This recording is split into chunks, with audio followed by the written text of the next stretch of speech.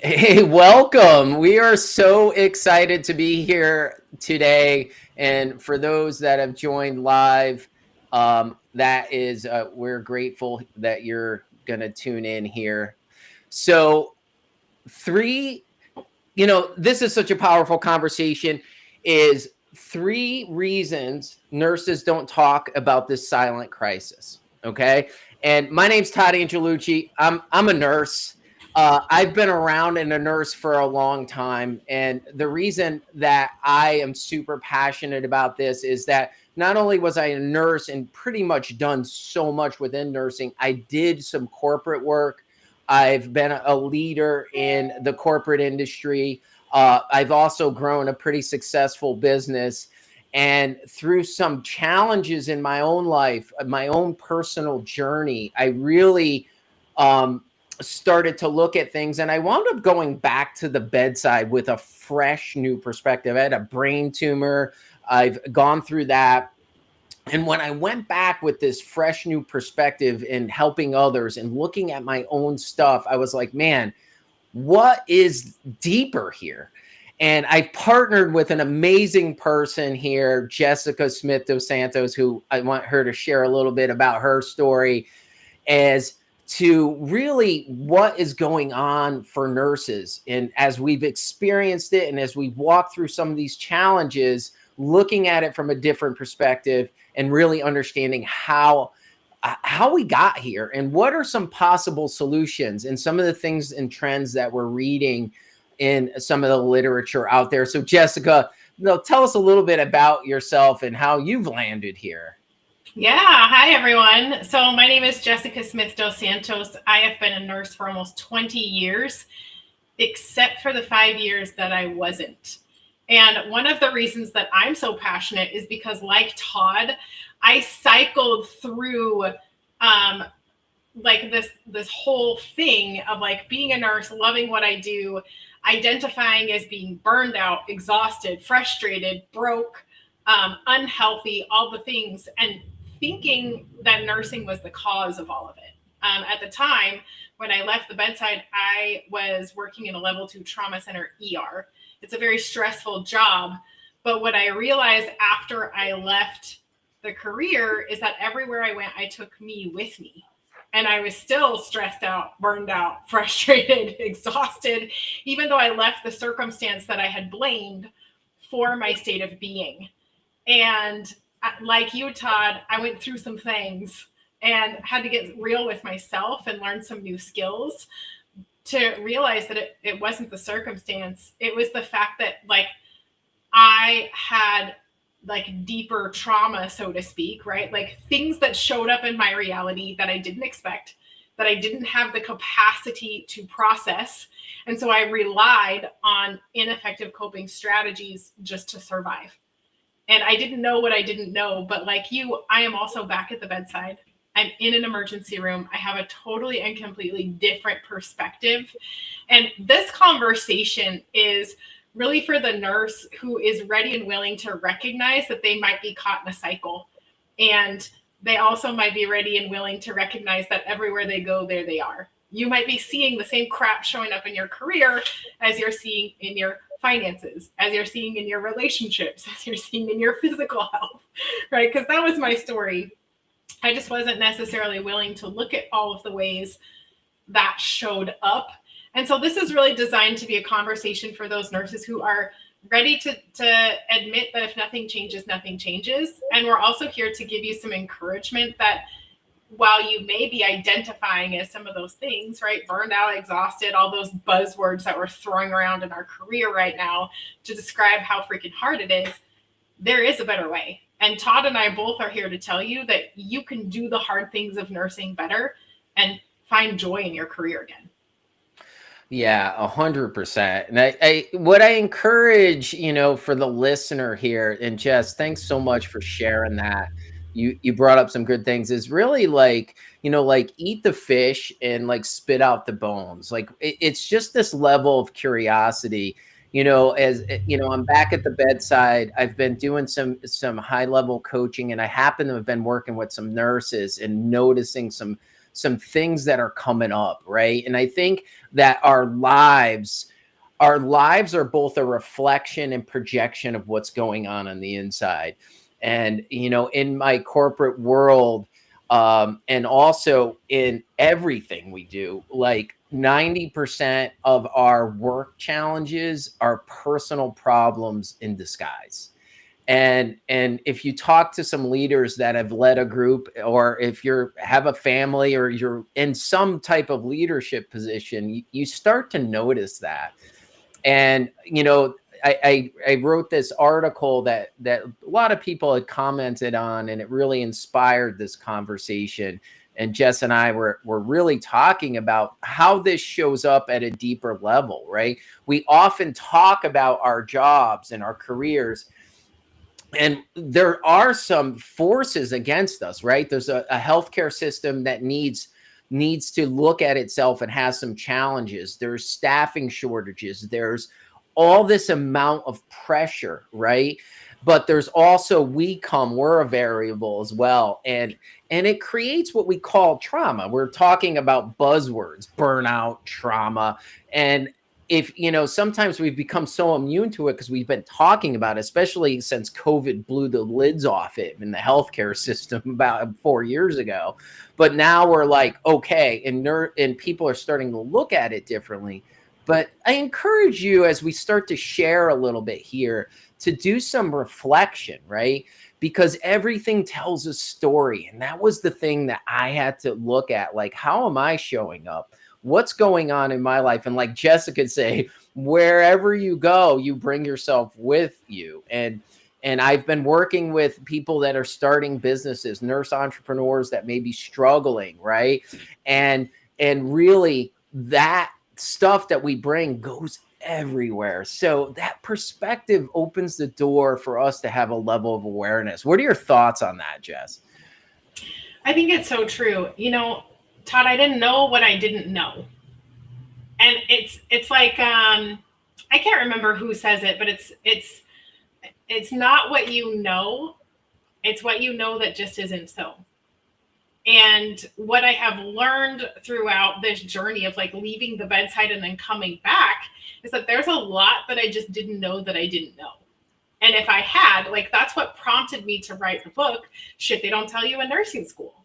Because there are things that I wish I had known and had been prepared for. And, that's like the three reasons that none of us are talking about it, right? Like, it goes back to number one, like, we weren't even warned to expect it.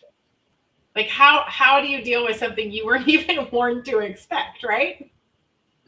Yep. Yeah, for sure. Like, you didn't know, like, one of the things in retrospect, like, you're talking about nursing school, and I have this view on it, right? Like, I was a military guy. I felt like nursing school was extremely hard, right? Yeah.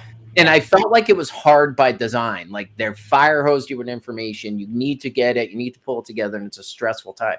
But what that prepares you for is for the fire hose in the job. Right? And I don't know if anyone could relate to that, but you're like, oh my God. So I felt like I used it in frame of boot camp. Like, boot camp prepared me for some of the challenges I was going to face. That I felt that way.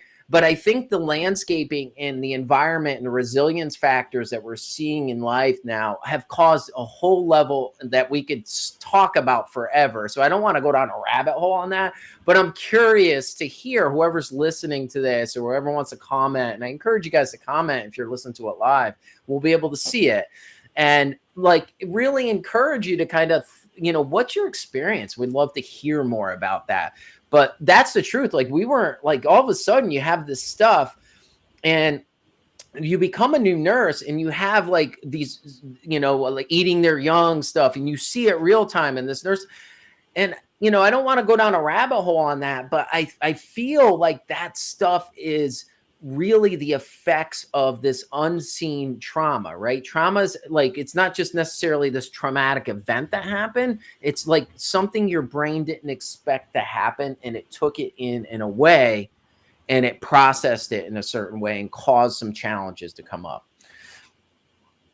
Yep, 1,000,000%. Well, and how is that manifesting in the nursing profession itself? Like Todd and I were doing some research on like nursing trauma and nursing burnout, like just kind of seeing what was out there. And we came across an article that was written by, it was like nursingworld.org. Todd, can you pull up that graphic that we found, are Um, able to do that? I know it's from no, if you could last pull week. it up. Do you have it? I think I can share the website. It was like it was a mental health and wellness survey where they surveyed just over 7,000 nurses. Yeah, here. Let me just share this page. Gotcha. And like really this is how it's showing up in our profession, right? So over here on this right side, can you see the mental health and well-being? And Todd, are you seeing that on your screen? Yep. Okay, Yep. great. It's showing up perfectly. Great. So they surveyed 7,419 nurses. And of all of the ones that responded, it asked, in the past 14 days, have you experienced any of the following feelings? Select all that apply. And like a third of the nurses responded they were stressed. 61% said they were frustrated. 58% said they were exhausted. 50% said they were overwhelmed, undervalued, burned out, overworked, anxious. Like, holy crap, this is over 7,000 nurses. So this is how the things that we're not talking about are showing up in our experience of a profession that we spent a lot of time, a lot of money, and a lot of tears to become a part of. Because like Todd said, nursing school by design is hard, but it's because it's laying a foundation of resilience that you are going to need when you become a nurse, because it's going to continue to challenge you, right? But we're losing nurses to the profession because of the things that we are refusing to talk about. Yeah, and I think you bring up a good point. It's like not feeling comfortable to talk about it. Like we're in an environment where, here's another buzzword about, is it a safe place to really talk about it and to share? And I think one of the things that I've learned now, going back to the bedside on a part-time basis, like I've now approached my colleagues, and I share this story because I had somebody, I was getting into a new area, and she was a preceptor or trainer, and she just had this amazing energy of just calmness, right? And I was really stressed out, and I started to observe what my stress, and I call it a trauma trigger, kind of. I don't like to use it, but it comes up. It's this fight or flight, right? Fight, flight, or freeze. Like if you kind of look at it like that. And I had to, like, she just said to me, she goes, "It's okay."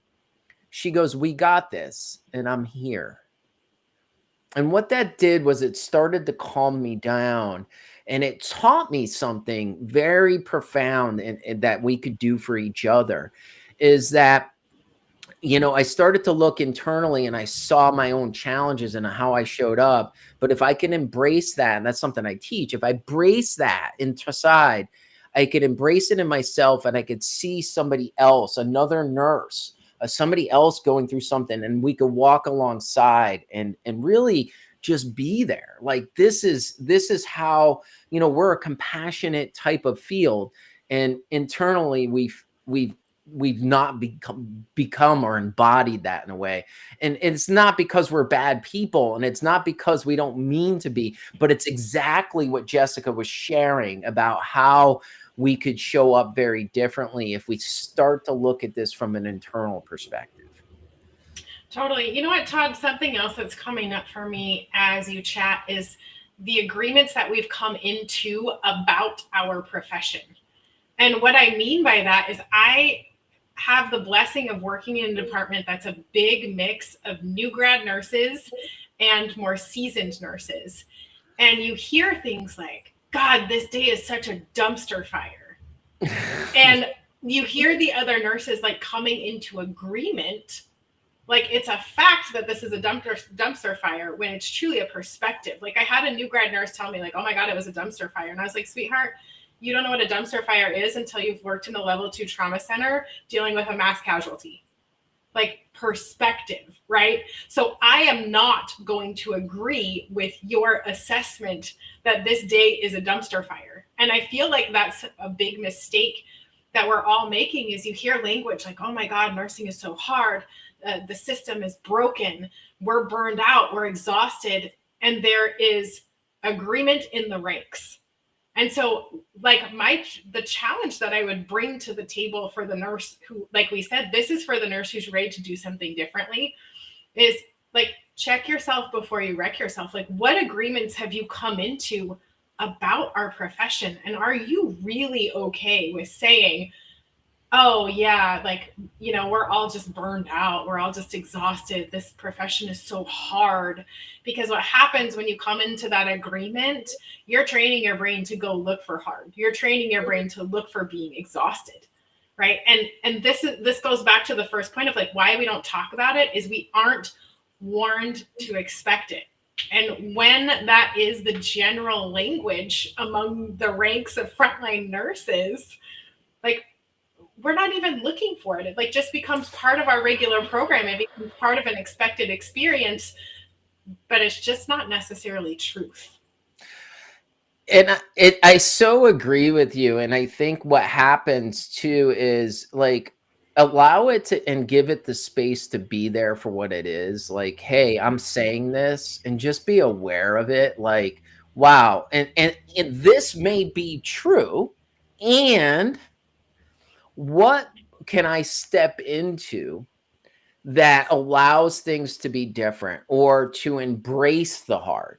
Like what happens is in our mind, I'm so passionate about our thought habits is we go to these systemic thoughts. It's either all this way or all that way, the systemic type of mind. And so we're like, wow, this is all bad. So we go down this rabbit hole and our mind is going like, oh my God, this is bad. And how could we do this? And when you shared about like the dumpster fire in the ER, right? Like for the first time, I think our field saw what it was like to be like in battlefield trauma when, at this time we're post COVID, but I've watched myself and my friends experience what they call battlefield trauma, right? Like they were experiencing these symptoms that mentally were like that, right? And what I started, and this is me going inside on this, I started to like be curious and open about how this like was going on. And what did soldiers do? They helped the people, they counted on that person in the foxhole with them. Like, and what I encourage us is like, we're going through it and somebody may be in a space, but how can we be in the foxhole and walk alongside of them? I know I went in a foxhole on this, but this is what came up on for me about this.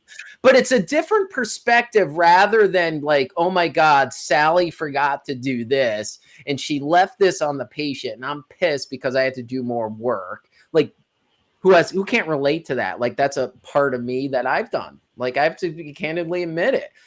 But instead saying, oh my God, Sally must have had like, man, she must have been knee deep. And how can we all work together and support each other? Jess, I think that you have a phenomenal skill and you shared with me some examples of how you started to catch yourself in situations and start to kind of look at things differently with that new perspective. Mm-hmm. For sure. Well, and that's one perspective that I have started embracing in my day to day, not just in my job, but in my relationships, in my marriage, with my daughter, with my friends, with people that I interact with. It's like you said, like those soldiers, they have an agreement, right? They've come into agreement that they have each other's backs. Like you don't see books about soldier bullying. And yet there are books about nurse to nurse bullying because we've normalized a perspective of we're against each other. We eat our young, we dump on each other. Right. And I have found it immensely helpful to walk into to any sort of scenario with a perception, right? The lens of this person is on my team. They have my back. They have my best interests in mind, and I have their back. And it's amazing the questions that I'm able to ask, rather than being immediately defensive and telling myself a story about how much they suck and they're dumping on me, to then be like, holy crap, teammate, like what happened last night? Are you okay? Right. And that's like the second sort of point we want to make. The first, like, 3 reasons we don't talk about it is because we're not taught to expect it. And the second is we're not taught how to talk about it. And I think talking about it starts with, what perception are you walking into it with? Like, that makes a whole entire difference as to what kind of talk you're talking, right? Yeah, and like we were saying, like, do you feel, a lot of times in the environment we're in, we don't feel comfortable to talk about it, and that could lead to a whole nother conversation about, we could get into this place of where we're looking outside and blaming, and that may be true. Like, hey, I have a manager that's not supportive, or I have a health system that's not supportive, and that may be true. And how can I be different and approach this? One of the most powerful tools that I share, and that has been powerful, like, no matter if it's a positive event or a negative, is being open and curious, and by asking the questions of what I can learn from this. And I think one of the things is that's a challenge for nurses is where being perfect, and perfection is a trauma response. But also in nursing, we're expected to be perfect in certain situations or people could get harmed. And it brings on this whole level of fear, right? There's this fear. Like, I was just listening to something in the news about a nurse was tried for manslaughter because she made an error in some medication, right? And it's an error, right? But we're programmed on this legal fear-based stuff that's real.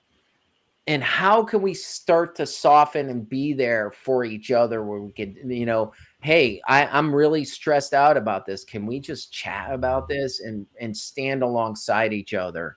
What are your thoughts on that, Jess? Well, in the vein of getting curious, like, I have a question for all of you that are watching this. Like, what would your experience be like if you chose to get curious rather than being attached to the fear or attached to your interpretation of a situation?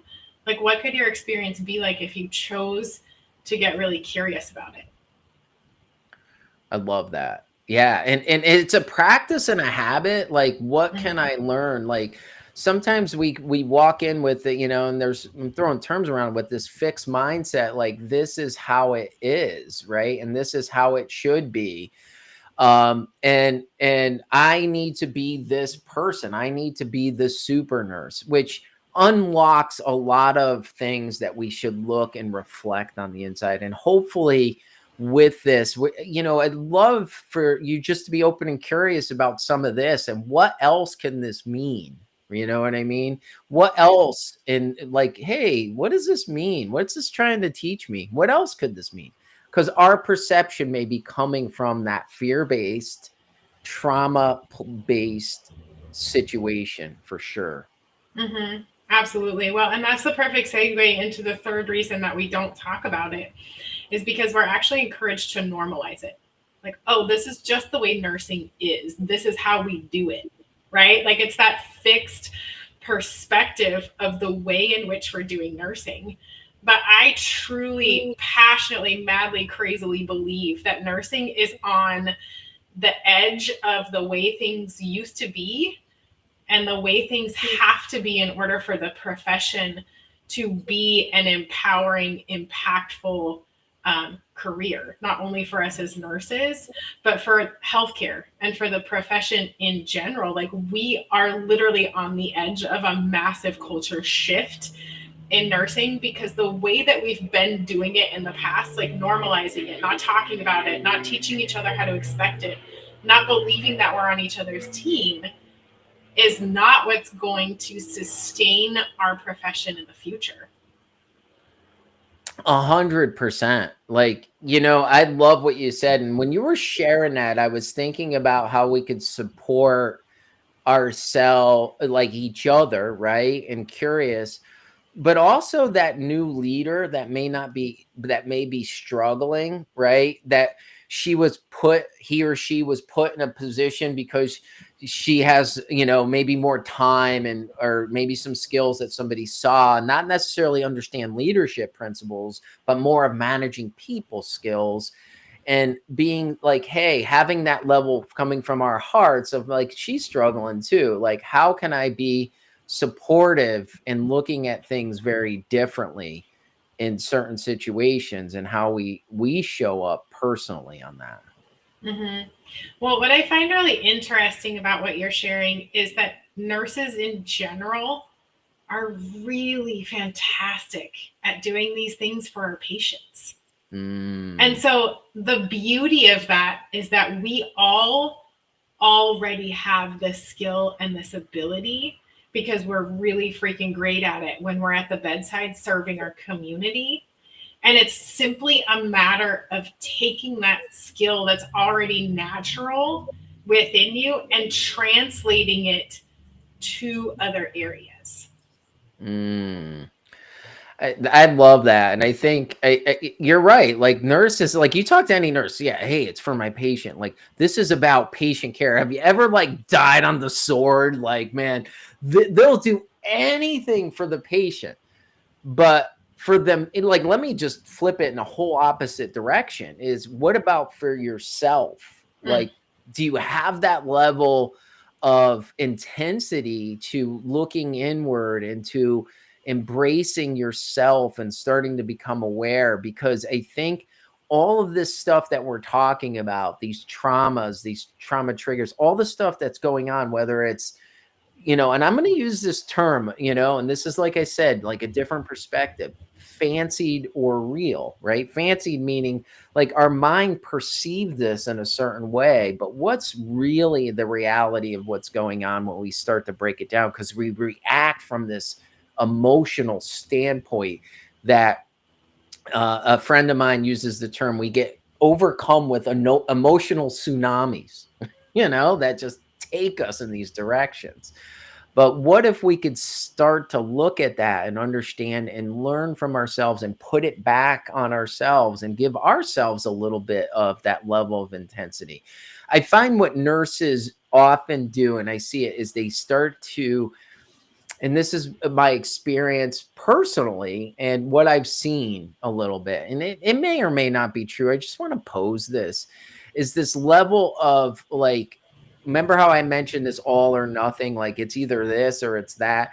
So we're so unfamiliar with certain things, we take things a little bit to an extreme. So we over boundary instead of Yeah. you know what I mean? Like, no, all of a sudden it becomes like you're so much giving, right? But then you're like, so like, no. And then it comes across as this. Like, there's this softer, what I encourage people to do is just play around with it and understand it, and understand that you may have this rigid side part and then start to soften it, because our minds, and we may not understand how to do it yet. Here we go with the perfect part, right? So, what are Right. your thoughts on that, Jess? Well, first, I just want to say hi to Ali. I know that you are a major voice for next generation nursing, and I appreciate everything that you share. And we just love that you're here being part of this conversation. Like, feel free to chime in with your 2 cents anytime, my friend. We're so grateful to have you. And Todd, as you're talking about that, one of the things, like just in quick reflection, right? That nurse who said, "Oh my God, this is a dumpster fire," and my response was, "Sweetheart, you don't know what a dumpster fire is until you've been in a level 2 trauma center with a mass casualty incident," right? Like that's me judging her limited perspective and what I could have done differently in that moment to create more of an open experience is like, tell me what you mean by dumpster fire. Like, what Mm, happened that makes you think it's a dumpster fire? Right. So, when we can lovingly just seek understanding rather than being like, oh, honey, you have no idea. Right. Like that's me being part of the problem rather than being part of the solution. Right. yes, yeah, yeah. And I love how you started to look at that. And, I spend a lot of time coaching people to look at these thought habits that we have and how things come up. And I think what happens is we're like, just posing some questions rather than this reaction, because we're all in this fight or flight mode. And Ali, I wanted to, thanks for joining, into the conversation, and saying something. You've been putting out some amazing stuff around like what nursing, thinking about the nursing in general. And I love some of the concepts. And the thing that I wanted to share is, like, I've helped a bunch of people. As I went to the bedside, like, a real brief, I was diagnosed with a brain tumor 4 years ago. It was crazy experience, and it taught me so much about life and people and my career and everything. And I kind of went deep on it.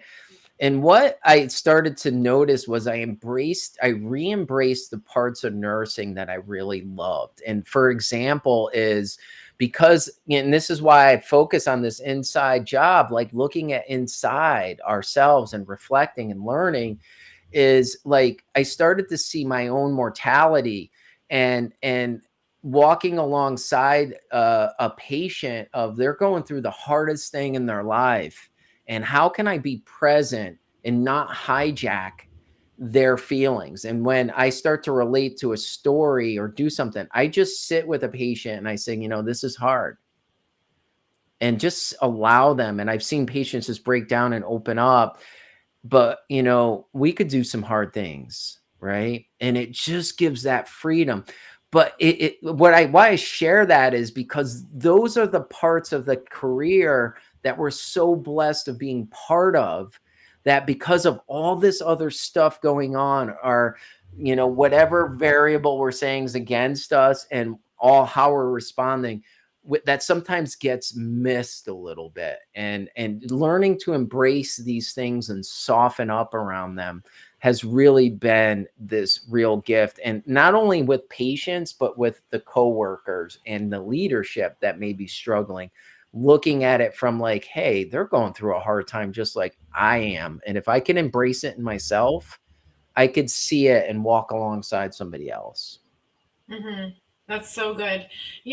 Like, I think as we wrap up here, like there was a moment the other day where my daughter was having a meltdown about her hair, right? She's 14 years old, and she had this story that her hair sucked and the color was ugly and the style was terrible. And like, she's literally in tears as we're like trying to get out the door to get her to school. And I literally just sat with her and listened. Like, what's going on? Tell me more. Mm. Right. And then it came to a point where, like, sweet girl, you have so much power to decide right now what kind of day you want to have. And recognizing that, like, the style of your hair and the color of it, like, there's nothing we can do to change that between now and the time that you show up on the front doorstep of your school. So it's something that you can't change, but what you can change is your perspective of it, the thoughts you're having about it, and how you choose to move forward with it, right? It's not against you, it's with you.